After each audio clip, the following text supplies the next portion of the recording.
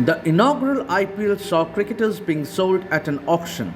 Famous auctioneer from UK, Richard Madley, recalls the moment when MS Dhoni was sold to Chennai Super Kings, but not before the iconic cricketer had captivated franchises in a bidding war. Madley here shares some lovely anecdotes from the IPL auctions held over the years.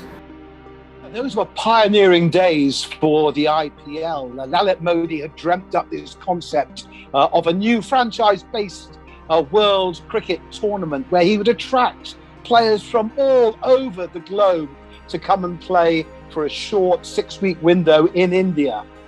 And on that day, February the 20th, 2008, the Oberoi Hilton in Mumbai, the world of cricket changed forever.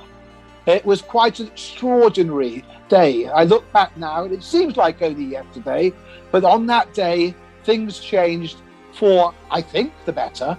And I was just fortunate I was the person there with my gavel in hand, selling off the world's top cricketers. I think the first thing that I would remember well was in IPL 3, when we had tied bidding.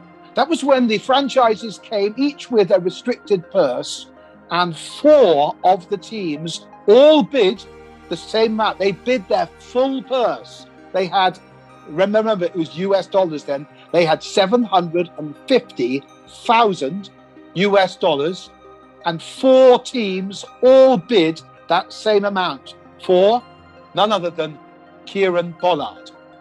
So with 4-way tied bidding, we had to then invite sealed bids. The 4 teams who had bid the 750,000 were then invited to submit a secret bid in writing in a sealed envelope, and the highest bid would win the player. And I believe it was RCB, KKR, I think CSK, obviously Mumbai Indians. And who won? That's history. So the Mumbai Indians secured Kieran Pollard, who's been a mainstay of the Mumbai Indians team since that day, and of course is a retained player again in the auction this weekend. So as an auctioneer, that was a first for me, tied bidding. As a former wicketkeeper, batsman myself, obviously it was a great honour, a privilege, and a surprise to open the bidding for Mahendra Singh Dhoni in IPL 1 with a base price, I believe, of $400,000, and the bidding went at 425, 450, 75, 500, 550, 650. We went to $1 million, $1,000,001, $1,000,002, $1,000,003, at $1,500,000 for Mahendra Singh Dhoni. Sold. And the KKR, we had a little bidding dispute back in 2010, I think it was, over Yuvraj Singh. In fact, 2014, and there was a bid of 10 crore for Yuvi, and the bidding was with the RCB. And you will hear me on the camera, I'm very clear that the bidding is with the Mumbai Indians now. It's against you, Chennai.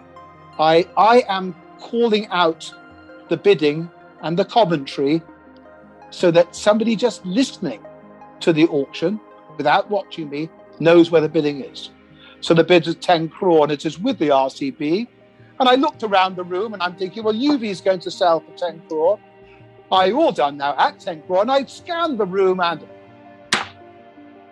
my hammer came down. I was bidding. And at far right, backward point in cricketing terms, backward point on the boundary, the man holding the paddle for the KKR was bidding. Now, I am a human being. I've got no VAR. I can't go upstairs. I'm on my own there. I've got to make a decision, a split decision at that time. So the first thing I would said is, I did not see your bid. So I'm telling everybody that I'm a human being. I'm not a computer, and I have no technical support. But if you are telling me that as my hammer came down, your paddle went up, then we will reopen the bidding. Now, that was not a popular decision with the RCB, who considered the player to be theirs. But in the rules of the auction, the auctioneer has total discretion to reopen the bidding at any stage. And in that case, I felt it's only fair to continue the bidding because I had not seen the bid that came from the KKR. And I would like to say thank you for making me still so very welcome. I haven't taken an auction in India since 2018, but it seems as if I never left. And I have had such a great relationship with the friends, with the followers, with the whole family of IPL.